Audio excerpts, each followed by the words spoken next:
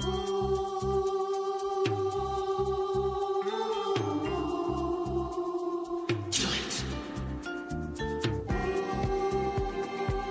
now, tonight in Studio 54, and from Hollywood, the most greatest and fantastic DJs in the world, they're Abbott and Costello, and they're presenting their new Polyester.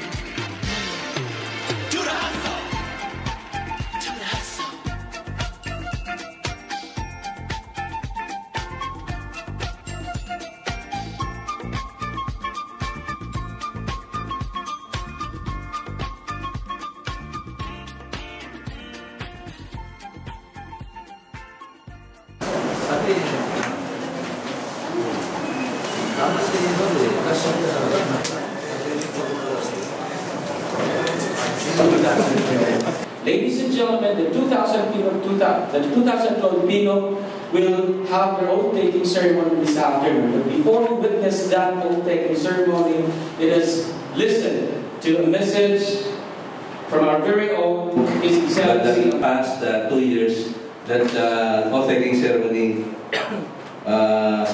were not as solemn as this afternoon. So I trust that you will fulfill your duties faithfully. But I ask each one of you that you also have this commitment to God, that you will fulfill your duty faithfully. Because you know, when you have that commitment to God, then I believe that our activities, our event will be very successful. Or yung kung ano pong ginagawa sa kapwa member po natin sa PNOC, but kung meron po tayong commitment to God, then yun po yung pusa po natin ibibigay po yung lahat para po sa success po ng ating activity. So make that as a personal commitment to God, that you will serve PNOC faithfully to the best of your ability. I just remember, I think I always quote this verse in the Bible, which says in 1 Corinthians 10:31, so whatever you eat, whether you whatever you do, whether you eat or you drink, do it all for the glory of God. Okay? So that's first. Second is I would just like to have some advice, pieces of advice for the PNOC 2012 Executive Committee. Well, first of all, we have to introduce some improvements for the celebration of our 2012 Independence Day anniversary. First, I know that you will agree with me that we have to have a bigger venue for our celebration. Nakita po natin talagang masikip na po tayo. Yung last year po is wala na po talaga tayo. Wala na mga aisle noon. Hindi ko na makikita yung mga aisle doon. So we have to find a bigger venue for the celebration. You have to consider everything. I think one of that is the Tourism Authority. It is a 15,000 square meters venue. And we made an initial inquiry according to the yung nagmamahala po doon is 15,000 reals, Qatar reals. Bare na bare po yan, no? Walang stage, so 15,000. First, of course, we have the ang yung lingkod ng overall chairman at ang ating overall co-chairman si Mr. Leo Dote ng FACE. At meron po tayong mga events and consultants at the moment. As ang mga advisors natin, usually yung mga past presidents natin ng mga PNOC.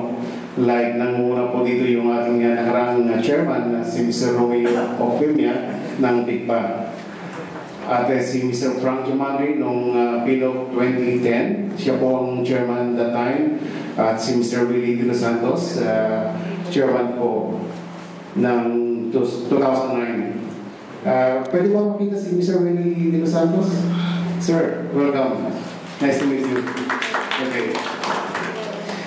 Meron po tayo dito mga consultant. Mamaya po, ipapaliwanag natin yung mga roles and responsibilities ng bawat committee, kung ano yung function ng advisor at ng consul. Si Mr. Francis Tan ng FACE, si Mr. Ronnie Tanchico ng UPMG, you're there. At siya po yung dating Ways and Means during time ni Mr. Willie dos Santos noong 2009. And sa photography po, meron po tayong chairman.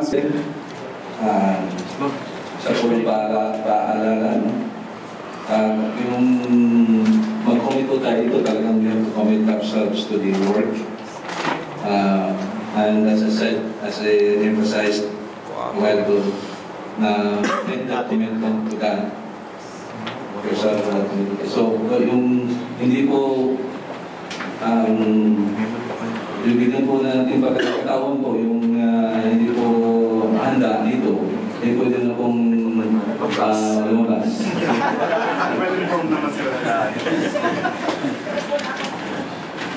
Okay, so can you please raise your right hand, repeat after me. I state your name. Having been appointed to the position of the PNUD 2012 Executive Committee as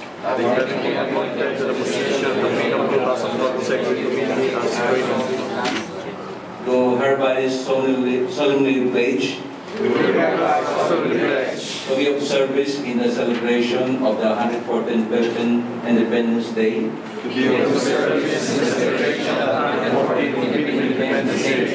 And that I accept the appointment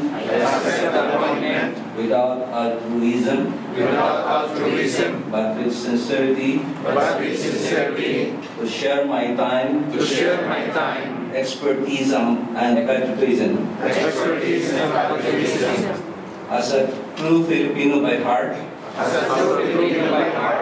soul, I commit to perform the duties and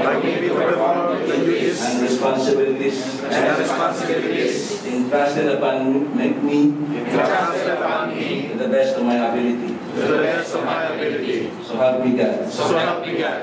International Authority for the executive roles and responsibilities. We're going to discover that these are your roles to perform as expected of you. Ladies and gentlemen, Engineer Leo Dote. Ginawa akong co-chairman. Actually, before I start, hindi ko alam kung narinig niyo na yung kasabihan na no matter how long the journey is, it will always begin with the singles. For everything that we have done, it is always time-bound. We will always set a time frame kung ito ba ay for this week, magagawa ba natin, for the next month, magagawa ba natin. Because we have already a lineup of programs for next year's celebration na nagawa na po natin. So sabi nga ni Ambassador, kung meron pa tayong maidadagdag na kakaiba naman or fresh sa mga mata ng mga Pilipino dito sa pagkakulo ng idea na yun. Pero rest assured na pagtulong-tulungan po natin yan para po mag-materialize yan. And of course, it's very difficult to run an organization, to run a committee without finances. Kaya po yung mga nakalagay sa Ways and Means, hindi po namin pinapasa sa inyo lang ang responsibility, but we trust that you will be the brains, you will be the source of the information. Hindi ko lang ito final na to, pero ito yung pinaka-main activities na titingnan natin kasi pag wala tayong gawin, kung saan tayo pupunta ngayon. Kung maalala nyo, noong September 23, okay, nagkaroon tayo ng election. And we are here now. Nandito na tayo sa selection committee na taking na tayo. At so far, we are on track sa ating roadmap. And magkakaroon siguro tayo ng weekly meeting. So, kailangan magkakaroon tayo kung anong days within the week kung ilan tayo mag-meet kung every Wednesday, Thursday, or Friday. So, kung halimbawa kung Thursday, kasi hindi tayo pwede sa this coming Friday dahil may PDUR. Okay? So, next meeting natin, magkakaroon tayo ng brainstorming kung ano yung mga future activities na mangyayari. katulad na napanggit kanina ni ating overall co-chairman, magkaroon tayo ng Paskong Pinoy.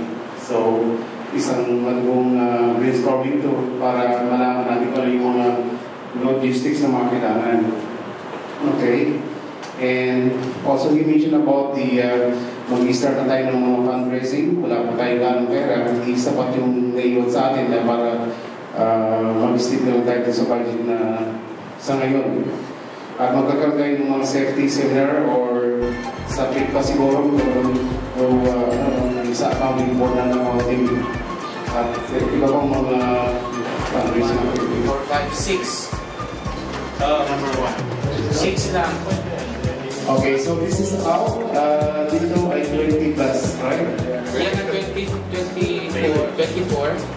Yung pangalawa, 6 lang siya. Okay, so majority decision. Yeah.